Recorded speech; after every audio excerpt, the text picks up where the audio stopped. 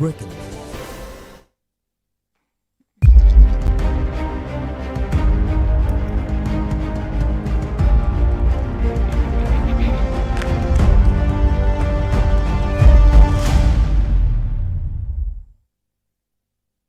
From Lagos, Nigeria, good evening and welcome to the program Beyond 100 Days. I am Abosede Adeniro-Aderemi.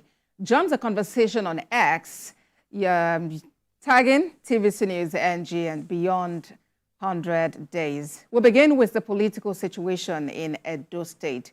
It was heavy gun battle as thugs went on rampage on Airport Road in Benin, shooting sporadically with the aim to prevent Philip Shaibu from accessing the government house. Philip Shaibu, whose impeachment was upturned by a federal high court on Wednesday, was received by a crowd of supporters. Mr. Shaibu, who was in company of APC governorship candidate Senator Monday Okpeholo, was attacked by the seriously armed thugs who unleashed mayhem, leading to the death of one of the police officers attached to the candidate. The thugs took over the airport, causing passers-by to scamper for safety, while some were injured.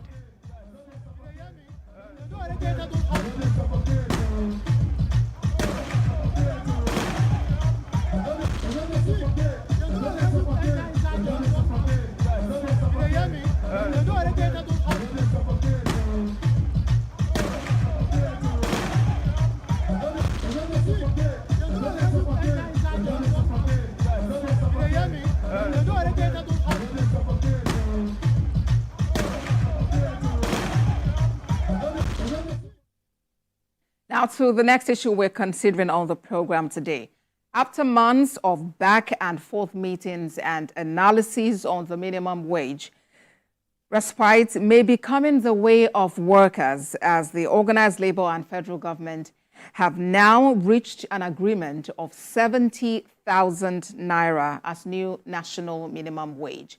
The leaders of organized labor arrived at Aso Rock Villa earlier today in continuation of meeting with the President, Bola Tinubu, on the national minimum wage. Thursday's meeting comes exactly 1 week after parties resolved to continue consultation over the proposals for the new national minimum wage. Before today's meeting, Labour had insisted on 250,000 naira wage. But from today's meeting, the national minimum wage stands at 70,000 naira. President Tinubu had assured stakeholders that he is not opposed to a new wage, but that parties must find a common figure that can be borne by the federal and subnational governments. We're happy to announce today that both the federal government and the organized labor have agreed on an increase on the 62,000 naira minimum wage. The new national minimum wage that we expect Mr. President to submit to the National Assembly for legislation is 70,000 naira. But that is not all.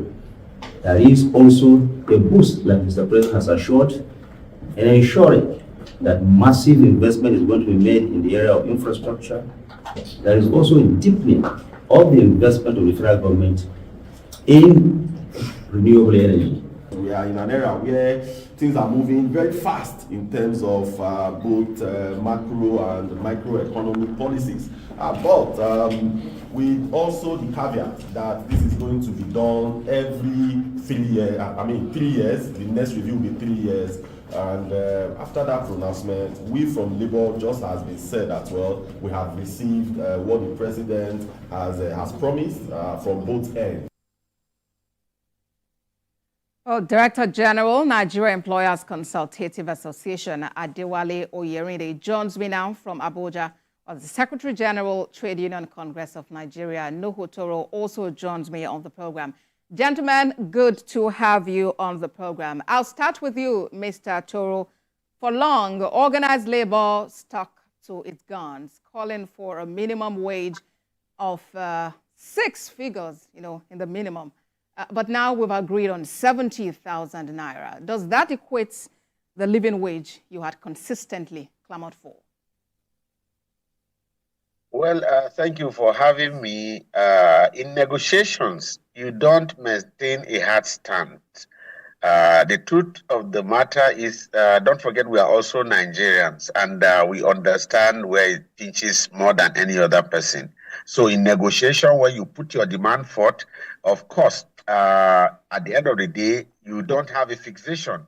It is what is doable that is going to be done at the end of the day. So we have seen Mr. President. He has told us what he is able to pay or what government is able to pay, of course, which we'll take back to our organs. So invariably, he has shifted, or he has moved from what was offered by the committee. The committee, if you recall, offered 62,000 naira, and Mr. President, in his wisdom, is offering 70,000 naira.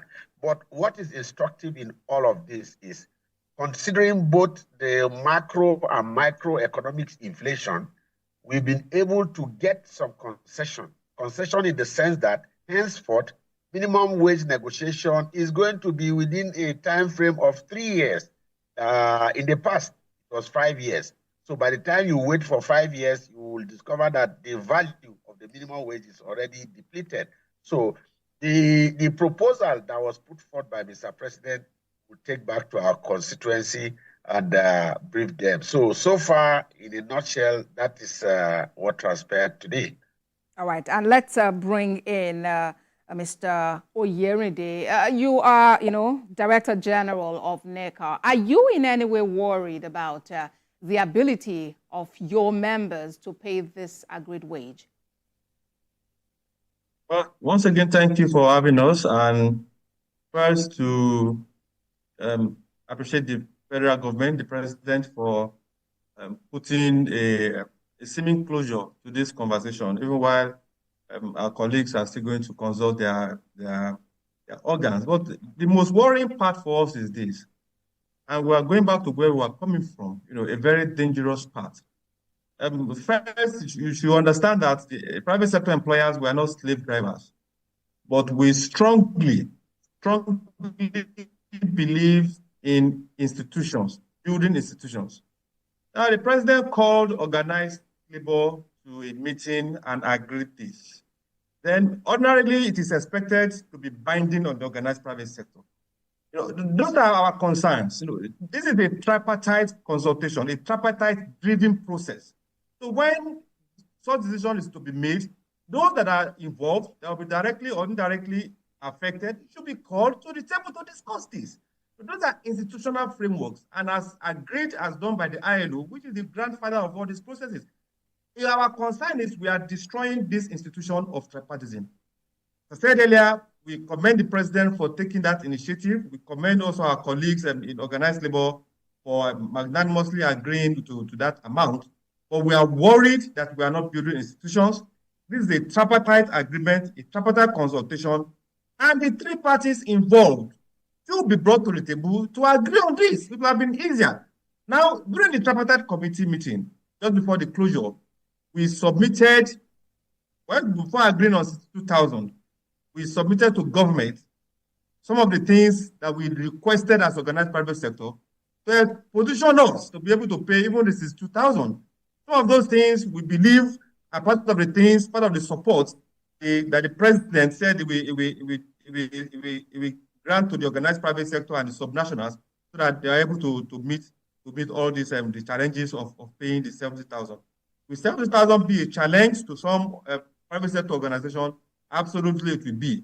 But we look forward to the president's magnanimity and commitment to this process, so that those things that we have requested, including the reversal of the recently introduced electricity tariff, including the immediate implementation of Executive Order 003 and 005 on patronage of made Nigerian goods, and many others that we requested, that those things will be given effect to immediately to enable the private sector. Yeah. Yes. When you talk about challenges, what challenges are you talking about? Are you talking about the inability to pay, or are there other issues that you would like to be addressed? Now, the president in his wisdom alluded to support. If there are no challenges, then there will be need for support. And some of those support, we all know it. Forex is Forex, those organizations that are importing, that whose key input is to be imported. We know how much it is now to get Forex. The astronomical, insensitive new cost of electricity tariff, which increased the cost of electricity beyond the reach of many businesses. It's also a major challenge. So what we request, or what we are appealing for, or what we have made, the request we made known during the committee meeting, and which informed the reason why the private sector agreed to sit on, was that government should look at the concepts and the content in real sense of making business operations more easier for organized businesses. If that is done, then many businesses will adjust. Once your inputs are easy to assess, and once your operating environment is conducive, then there's no problem. Or else we'll have created a pattern, or created a dangerous pattern of layoffs that we follow this announcement. Let's hear from Mr. Toro. The NLC President Joe Ajaero mentioned that the unions agreed to the offer because of other incentives attached. What are these incentives? Well, before I respond to your question, it is good I bring my brother Smart Oyerinde up speed. What we went to do with Mr. President is not renegotiation. The tripartite committee has submitted its report to Mr. President. And you will recall that Mr. President invited the private sector, they parleyed with him. He invited Governors Forum, they parleyed with him. So this is another round of parley with organized labor. So it's not as if we went to renegotiate, no, because we understand clearly the principles of tripartism, which brings all the tripod to a negotiating table. That is not what we went to do. Okay, and again, now to your question. Yes, he has talked about palliatives for the private sector, for manufacturers. Of course, in his remarks, Mr. President alluded to the fact that there are a lot of things that need to be brought to the table to ameliorate what the private sector employers will be going through, so that they are not shortchanged.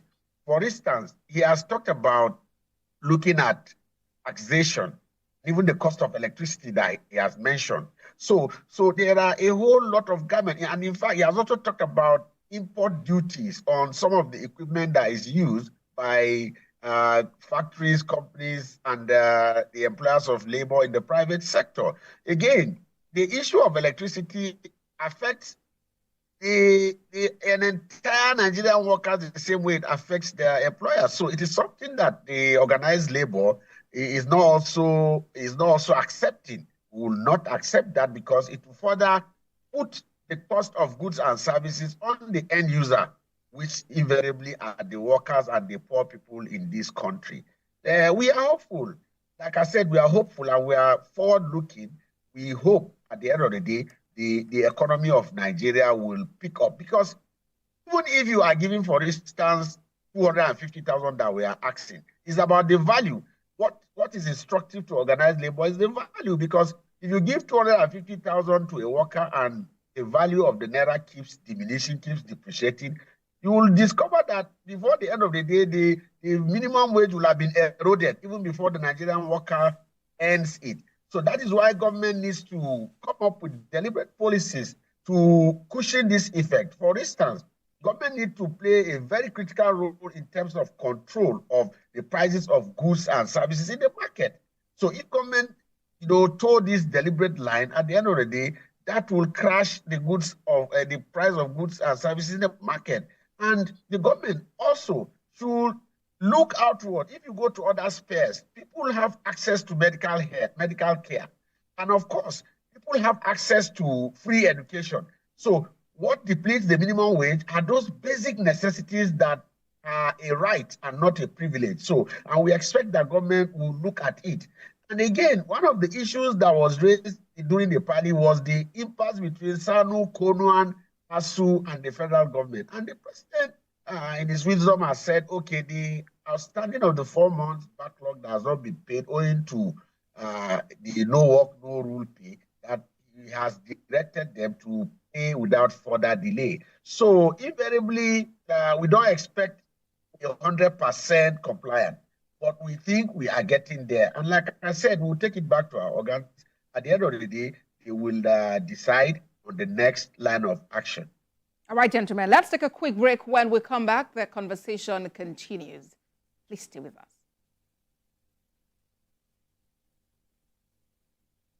Hi. Small. Bola Ahmed Tinubu, do solemnly. Bola Ahmed Tinubu, do solemnly. About the new national minimum wage, which organized labor and the federal government has now agreed to be 70,000 naira. And I'm speaking with both the Director General of NECA and Secretary General of the Trade Union Congress. Let me get back to you now, Mr. Oyerinde. This law now is to be renewed every 3 years, unlike what was obtainable in the past. Does that excite you? Well, first, before I go to your answer, I just to inform my colleague, I wouldn't know the time that the president consulted with the organized private sector. As far as we are concerned, that consultation has not been made. Just to be clear on the issues, there's no ambiguity about it. Now, the issue of I'm very glad that the comrade alluded to so many things, which is quite strange hearing that from the comrade, because those are these issues that were discussed at the committee level. And there was no path to Labour agreeing to it. Now, the issue of the 3 years, it's part of the concessions that we had made during the committee meeting. It used to be 5 years, while we expressed our concern at reducing it to a lower period, because at the sectoral level, and it's very important, at the sectoral levels, different sectoral levels, negotiation goes on some sectors every year. In some sectors, there are negotiations every 2 years. In some sectors, there are negotiations every 3 years. And it's our view that, look, bringing it down to 3 years to 4 years, we make negotiation cumbersome. So in some sectors, negotiation will continue perpetually, almost forever. And that's the reason why we insisted on the 5 years. But we conceded at the committee level that 4 years seems reasonable for us, but the president approved 3 years, which is not a problem for us. In our cooperative state, we agreed to 4 years, but the president approved 3 years, which is okay for us.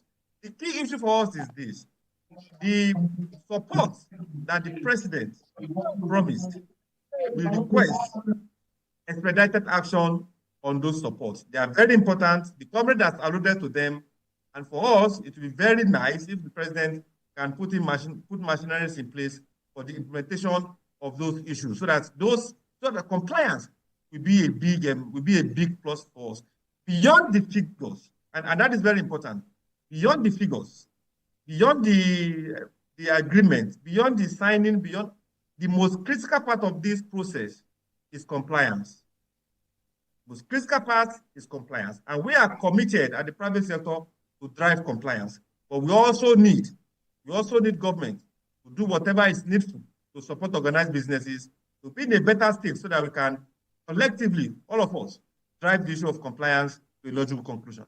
We'll get to compliance, but it does appear, Mr. Oyerinde, that you do not agree with some aspect of that agreement, that has just been made between organized labor and the government.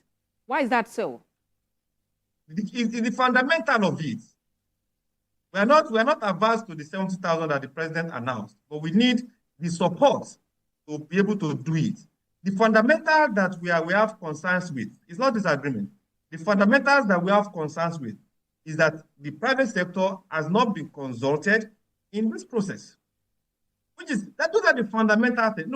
Social dialogue consultation is the foundation of this ecosystem, the labor and industrial relations ecosystem. Consultation is the foundation. So are you considering an invitation from Mr. President, to bring organized private sector on board again? Consider that this meeting has been held, the announcement has been made, and it's all over.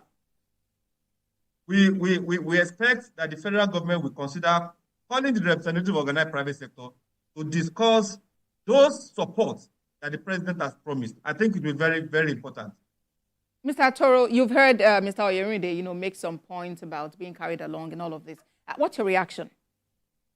Well, I'm happy. I'm excited that my brother also appreciates some of the issues that popped up in the course of our interacting or parleying with the President of the Federal Republic of Nigeria. But again, I wish to clarify that what we went to do with Mr. President is not another round of renegotiation. The tripod, we are not ignorant of the fact that for a new national minimum wage to set in, you need a tripod. You need.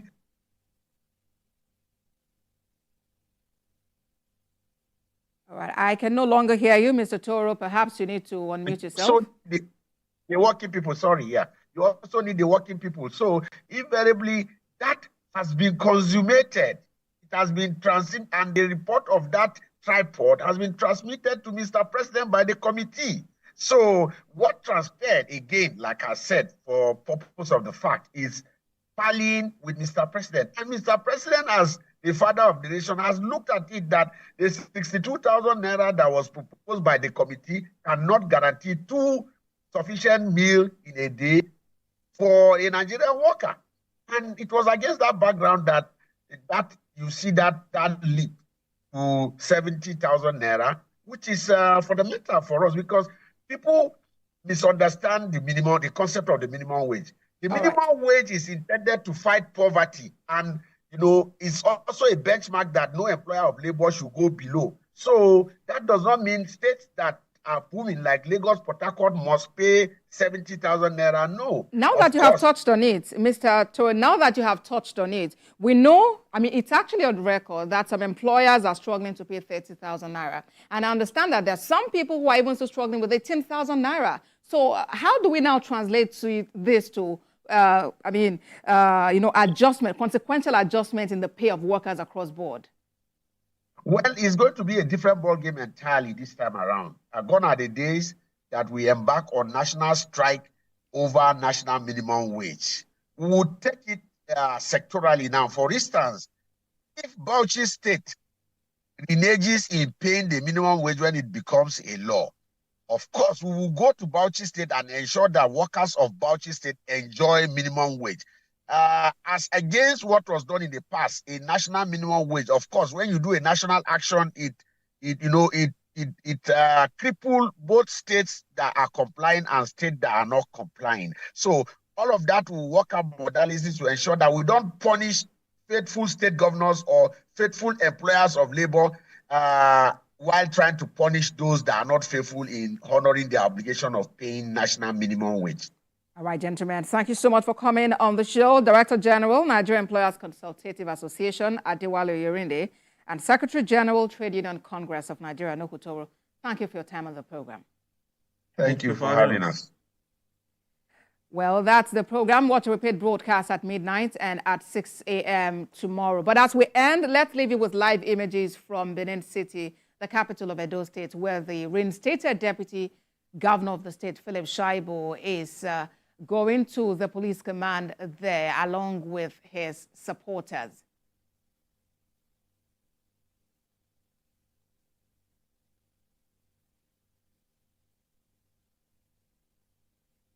Philip Shaibu there along with his supporters. Live images from Benin City in Edo State, where the reinstated Deputy Governor Philip Shaibu is actually on his way to the police command there. That's the program. Thank you for watching. A repeat is available at midnight and at 6 a.m.